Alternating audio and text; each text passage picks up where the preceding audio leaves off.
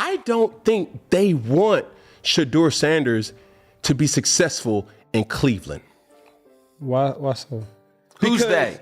And you see Because if you were to Cleveland? say, I want Cleveland to have a person or a figure to have every chance to be successful, Shedeur has been the opposite of that.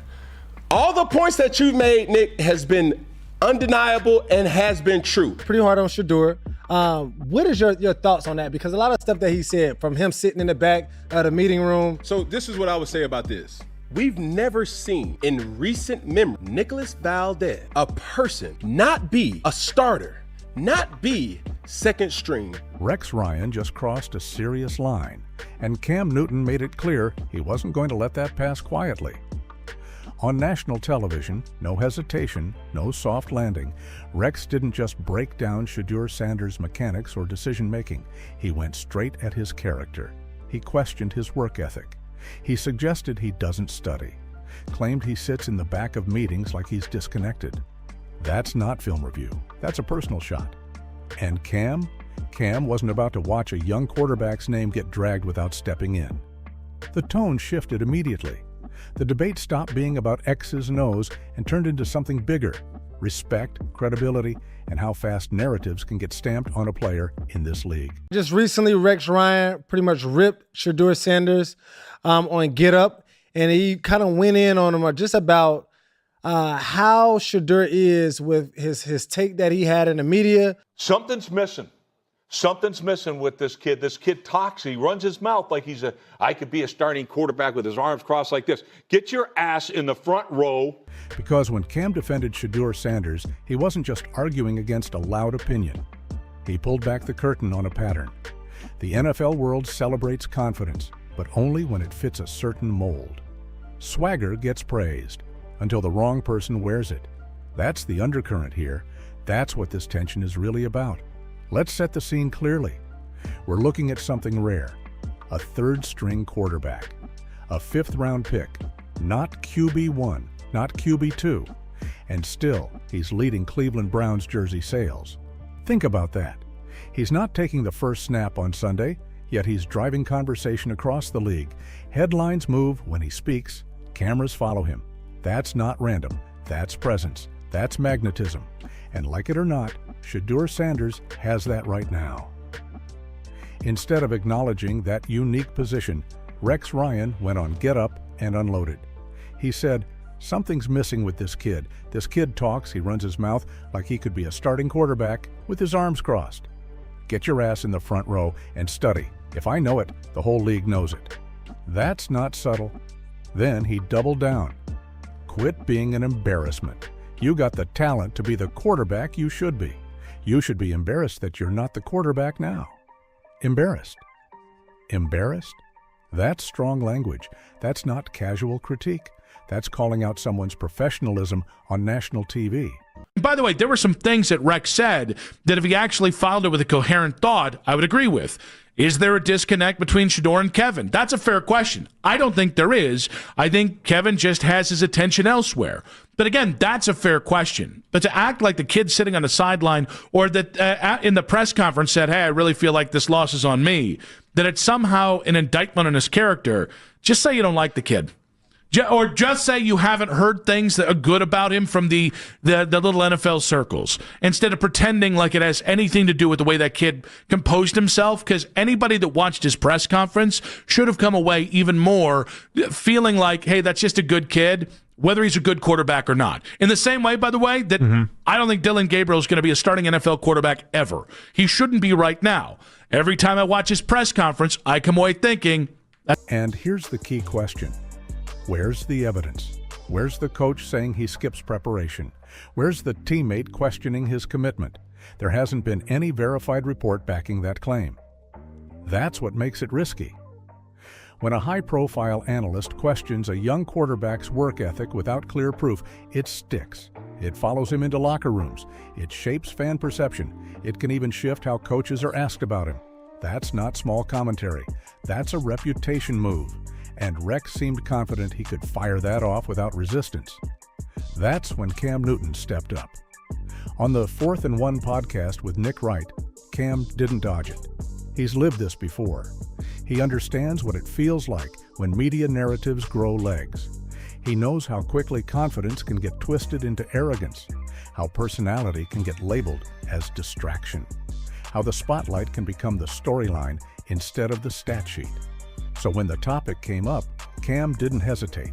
He said, "We've never seen in recent memory a person not be a starter, not be second string, third string, a fifth-round pick, have this much relevance, this deep into the regular season." And Rex Ryan, you want to continue to attack Shedeur time after time after time. Are you not tired? Yeah. Are you not tired of coming at Shedeur? Like, truly. And the first time, Rex, I was with you. Because at that time, I was like, you know what, Shedeur? I didn't necessarily love the miming of it all. Or you know what, Shedeur? I didn't necessarily love you saying that, based on the quarterbacks in this league, I should be starting. This is dumb. And if Rex Ryan want to talk crazy about Shedeur Sanders, then let me talk crazy about Rex Ryan. Because Rex Ryan makes some imbecilic remarks. Wow. Like truly imbecilic remarks. Like, how in the world are you going to criticize Shedeur Sanders' body language after that game? Yeah. If there's one thing Shedeur Sanders did great in that game, it was his body language. He came onto the field after halftime out of surprise. Hey, offense, let's get into it. Hey, crowd, let's get into it. I know our team has sucked up to this point. Offense ain't scored no points up to this point. I think maybe a field goal. Defense has done some things. Yeah. Hey, let's get into it. Then, after the offensive line was throwing nothing but lookout blocks. Hey, Shedeur, look out!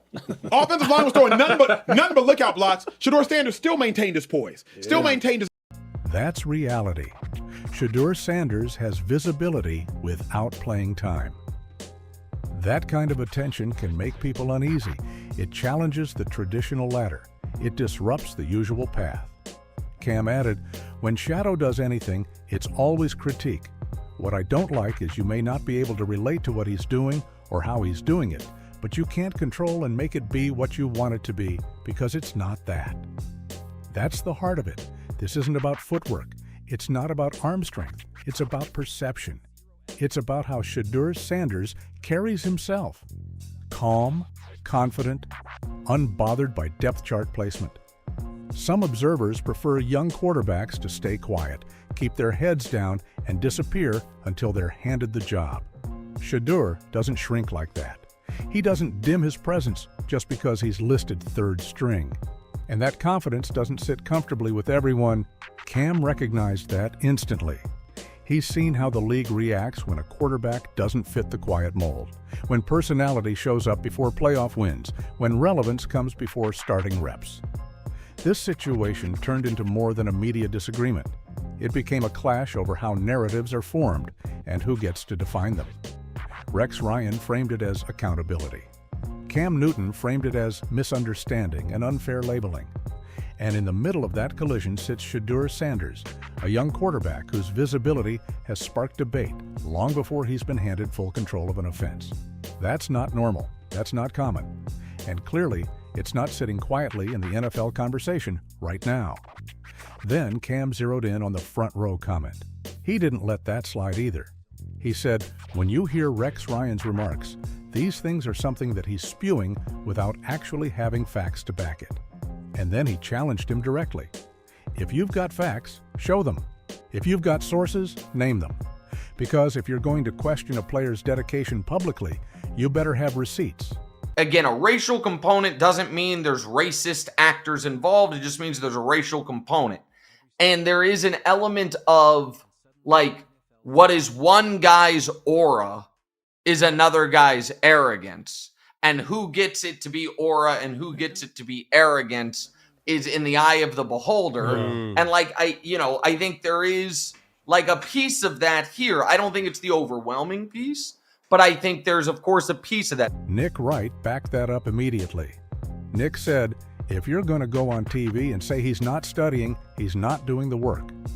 You just better have been told that you better know that, because people assume if you're talking about things that aren't on film, people assume it's because you have a source that this kid's lazy, and I don't. That's the key. Once that word lazy even floats around, it sticks. And Nick made it clear that has never been the book on Shedeur Sanders. Not from coaches, not from insiders, not from people around the building. So where did this come from? Who told Rex that Shedeur sits in the back and doesn't study? Who confirmed he's not putting in work? Who inside the Cleveland Browns is leaking that?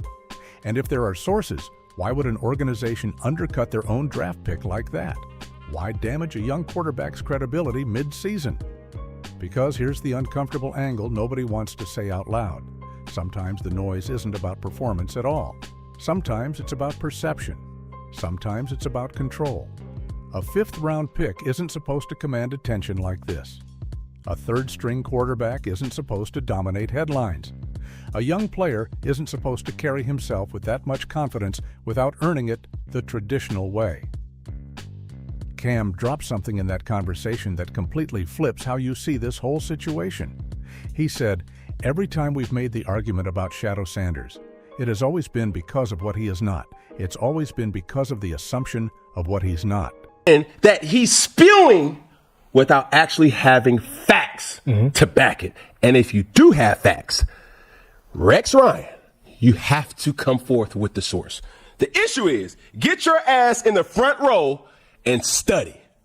As if to say, He wasn't. he's not already sitting in the front row, or that he's not studying. So that's one issue, but I'm not going to take up the time. Oh, he didn't get drafted top 5 because he's been coached by his dad. Hey, he's not starting right now because he doesn't sit in the front.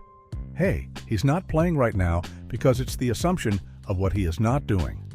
Let that breathe for a second. Notice the pattern. It's never about production. It's never about effort we can see. It's never about confirmed issues. It's always built on assumption, on projection, on what people think he must not be doing behind closed doors. That's a dangerous game. Cam was basically saying the narrative around Shedeur Sanders has been constructed backwards. Instead of evaluating what he's actually shown, critics start with doubt and work from there.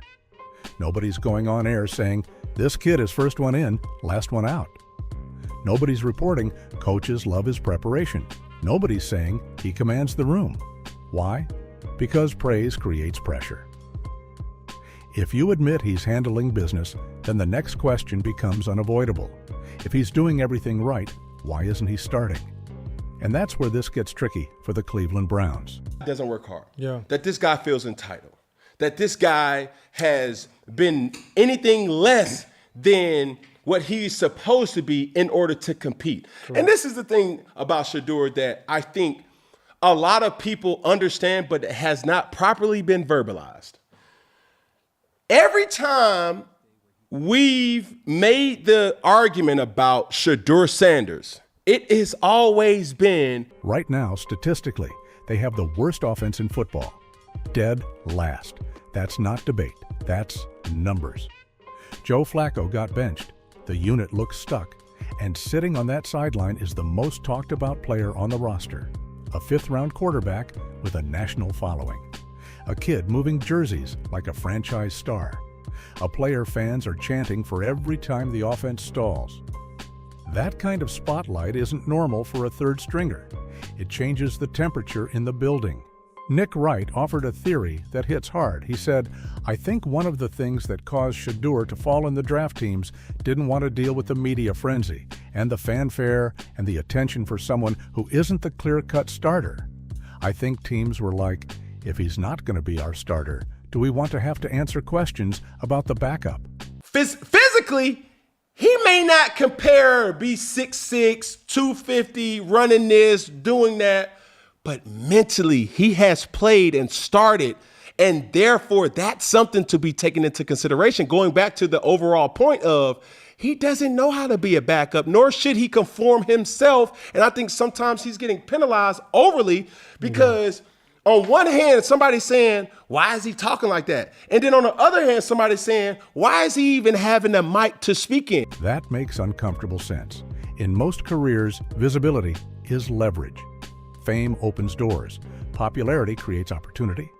But in the NFL quarterback room, if you're not QB1, attention can feel like a threat. Coaches don't want weekly questions about the backup. They don't want microphones asking, when will he play, after every incomplete pass. They don't want a fan base divided. And when that backup happens to be Shedeur Sanders, with his confidence, his presence, and his built-in spotlight, that noise gets loud fast. Cam knows exactly how that dynamic works. He shared how even after his MVP-level career, when he publicly said he'd be willing to back up certain quarterbacks, teams still hesitated. Not because of talent, because of attention. Because of the headlines that follow him. Because of the questions that never stop. And that's the same storm swirling around Shedeur right now. Then Cam dropped the line that shook everything. I don't think Shedeur Sanders want to be successful in Cleveland. Pause. That's heavy. Cam wasn't questioning Shedeur. He was questioning the organization's approach. Why would he say that? He broke it down. He said if Cleveland truly wanted to give Shedeur every fair chance to succeed, the opportunities would look different. He pointed out that when Shedeur got real reps with viable options around him, he delivered. Timing was sharp. Decision-making was quick. The ball placement looked confident. Then, the next week, different story, different personnel, limited weapons. And suddenly the narrative shifted back to doubt. Cam said, if you want to see a real clear-cut identifier, if he's capable or not, with the ones you put him with the ones, or you put him with the valuable twos, don't put him with the trash. Strong words. But the message is simple. Evaluate him fairly. If you want clarity, put him in a real situation. Don't test him in chaos and call it development. During the preseason, when Shedeur Sanders had legitimate NFL-caliber talent around him, he looked composed. He read defenses clean. He pushed the ball with confidence. The offense had rhythm. Then he's placed with third stringers and fringe roster players, and the performance dips. That's not shocking. That's football reality. Quarterback play is connected to protection, timing, chemistry. Strip those away and any young QB will struggle. Nick Wright added another layer. He said, I think there's a real chance that Dylan Gabriel starts this week or next week. The offense has been so bad, and the defense is legit.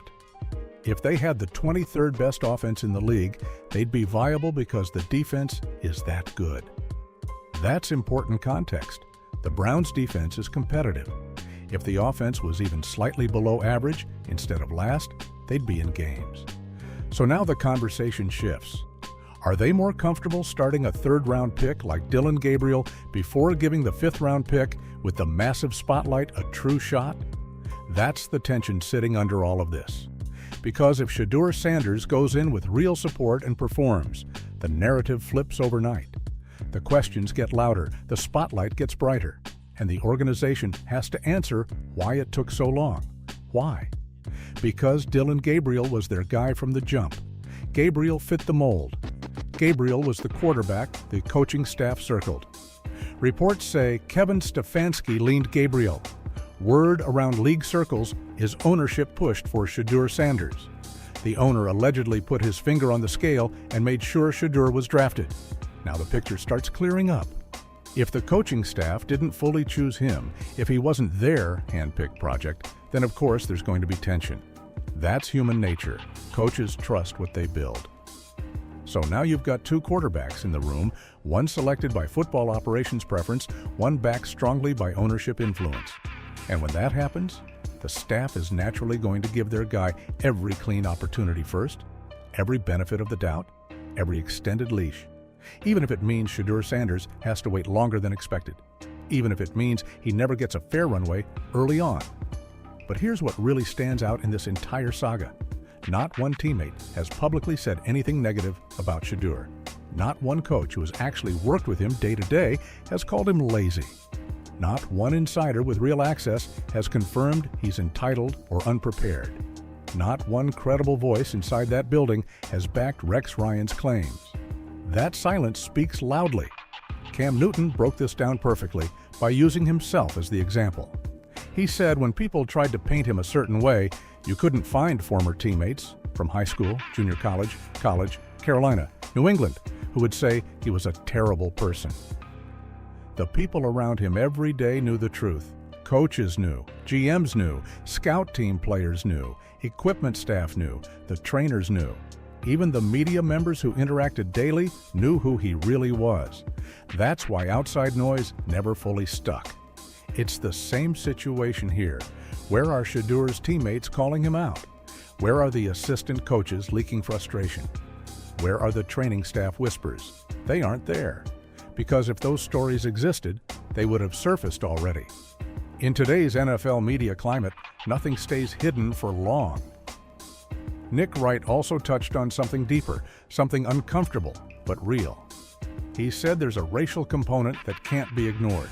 He put it plainly, what is one guy's aura is another guy's arrogance. And who gets it to be aura and who gets it to be arrogance is in the eye of the beholder. That line cuts deep. When Tom Brady celebrated, slammed footballs, yelled on sidelines, it was labeled passion, competitive fire, leadership. When other quarterbacks show emotion, it's charisma, swagger, edge. But when a young black quarterback carries confidence the same way, suddenly the language shifts. Suddenly, it's arrogance. Suddenly, it's tone it down. Suddenly, it's be humble.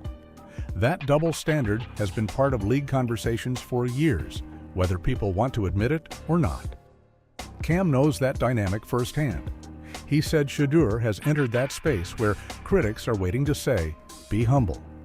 Not because of poor play, not because of bad leadership, but because of how he carries himself. And Cam shared how even when he publicly humbled himself late in his career, openly saying he'd be willing to back up certain quarterbacks, it still wasn't enough. Shannon Sharpe once called him one of those randoms. Even humility didn't silence critics. That's the trap. If Shedeur is confident, some label him arrogant. If he's quiet, they say he lacks leadership. If he speaks up, he's a distraction. If he stays reserved, he doesn't care enough. It becomes a no-win cycle. And that's exhausting for any young player trying to grow. But here's where belief kicks in. Eventually, talent demands a real shot. The Browns' offense right now is struggling badly. They're going to keep searching for a spark whether they admit it or not. Flacco has already been benched. Gabriel will likely get extended reps, and behind an offensive line that's inconsistent with receivers struggling to separate, any quarterback is going to feel pressure. That's reality. At some point, though, numbers and desperation force decisions, and when Shedeur Sanders' number finally gets called in a real, meaningful situation, that moment is going to be electric. Because the one thing even critics quietly admit, his mental makeup is strong. Cam said it clearly.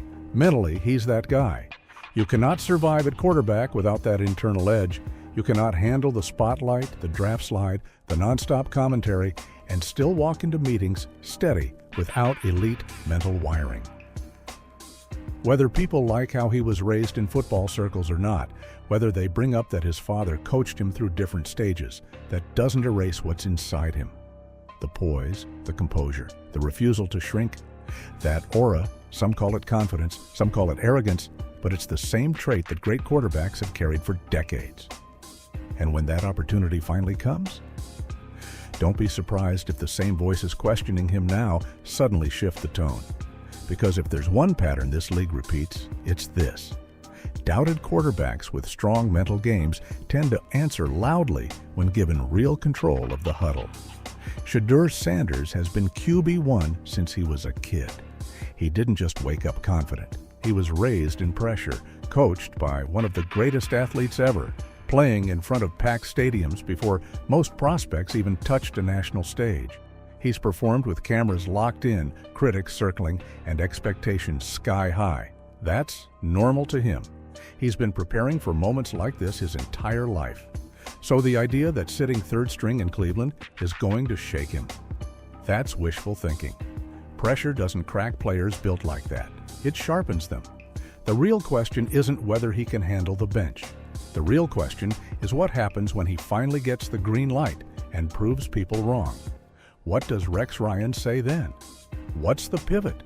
Because it's easy to talk when a player hasn't been given real reps. It's easy to question work ethic when the spotlight isn't on actual snaps. But once the ball is in his hands for 4 quarters, once he commands the huddle with real weapons and real protection, that's when opinions get tested. Here's a simple fact. You cannot name another third-string quarterback across the league right now without Googling it. Not one. But everybody knows Shedeur Sanders. That alone says everything. Week 5 of the season, and he's dominating headlines. without playing meaningful snaps. That's not accidental. That's presence. That's gravity. That's star power pulling attention whether people like it or not. Nick Wright said it clearly. You can't name me a third-string quarterback on any other 31 teams in the NFL. The fact that he's been able to dominate the NFL media circuit going into Week 4 or Week 5 tells you everything you need to know about his star power. Exactly, this isn't hype out of nowhere. This is influence. And influence scares people when it's not fully controlled. Rex Ryan can critique body language, he can question swagger, he can throw around opinions. But without verified facts, it stays opinion. And opinion without evidence, that's just noise in the background of a long season. Cam Newton stood up for Shedeur Sanders because he's walked that road. He knows what it feels like to have confidence dissected. He knows what it feels like to have personality labeled the wrong way. He knows what it feels like when narratives move faster than truth. That's why his defense carried weight. It wasn't emotional, it was experienced. And the wild part? Shedeur hasn't had to fire back. He hasn't launched a social media rant. He hasn't clapped back in interviews, he stayed steady. That silence isn't weakness, it's discipline. He understands that eventually performance speaks louder than debate. The Cleveland Browns can manage their quarterback room however they want. They can rotate, they can evaluate, they can give Dylan Gabriel extended reps. That's their right as an organization. But at some point, results force clarity. If the offense continues struggling, if the spark doesn't appear, they're going to have to explore every real option. And when that moment comes, when Shedeur Sanders steps onto that field with legitimate support, everything shifts. Because once tape replaces theory, excuses disappear. And don't think he won't remember all of this. Athletes built like him catalog doubt. They store criticism.